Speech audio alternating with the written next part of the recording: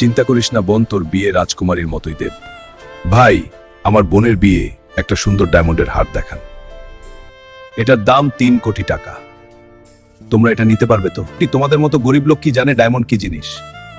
এটা তোমাদের জন্য না। সিকিউরিটি, এদের বাইরে নিয়ে যাও। দাদা, অপমান সইতে হবে না, চল।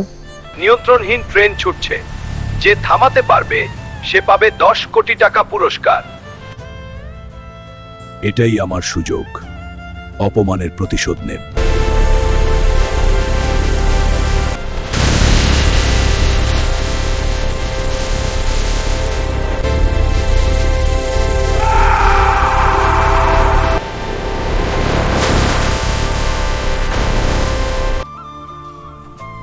এ নাও তোমার পুরস্কার।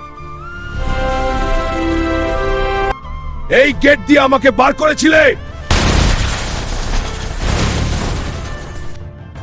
আজ আমি এই দোকানের মালিক, সবাই বের হও। দাদা, তুমি আমার হিরো।